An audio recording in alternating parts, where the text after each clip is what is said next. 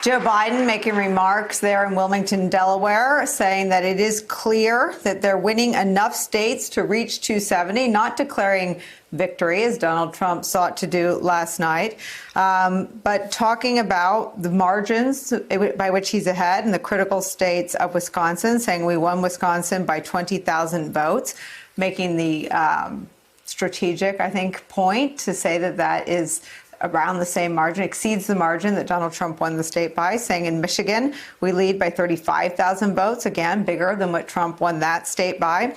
Interestingly, he said, I feel very good about Pennsylvania. A lot of questions out there still about Pennsylvania. And again, it's not Joe Biden's only path to the presidency, making the point that we know drives Donald Trump crazy, saying we won a majority of the popular vote, that the lead is now 3 million and expected to grow. Most importantly, though, and should Joe Biden prevail, I think this is a window into the tone he would try to set in a transition.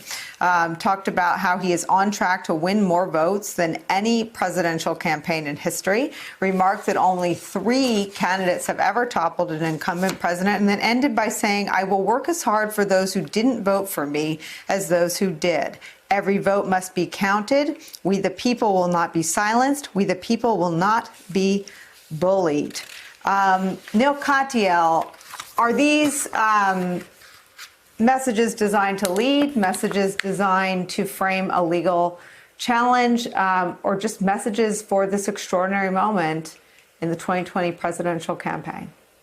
I think we just heard a message that you are now listening to the next president of the United States. That's how it sounded to me. Nicole, yeah. I'd isolate 3 kind of key moves. First, he begins with this phrase, here the people rule. That echoes our, most founding basic values, the Declaration of the Independence on. He's hearkening back in time. And then second, signaling his humility and the respect for the process, saying, I believe I'm going to get to 270 votes, but I'm not going to rush out and declare victory in the ham-handed way that we saw last night. He's saying, count every vote. And then third, this beautiful look to the future, starting with the past in the speech, ending with this look to the future. And we need to listen to one another, respect and care for one another, that we aren't enemies, even if we disagree. It is a blueprint for governance and a blueprint for behavior. And it is, frankly, exactly the way presidents of the United States have traditionally behaved up until this one. So I thought it underscored the contrast with Trump, but it also really showed him as truly presidential. This is the first time I've seen him do something quite like this.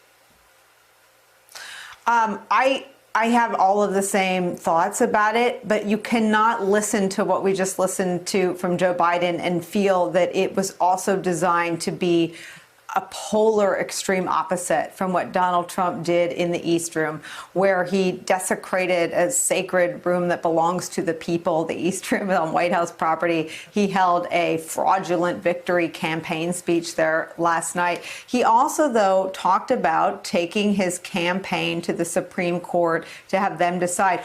Even in his own mind, Neil Katyal, what does he think he's talking about? What do you take to the Supreme Court?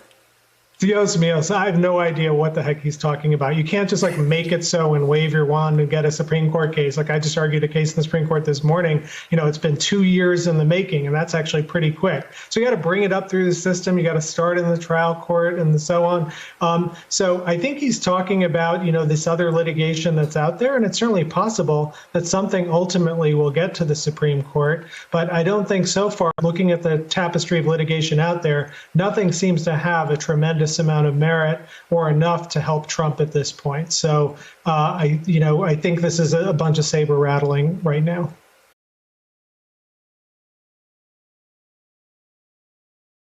Hey there, I'm Chris Hayes from MSNBC. Thanks for watching MSNBC on YouTube. If you want to keep up to date with the videos we're putting out, you can click subscribe just below me or click over on this list to see lots of other great videos.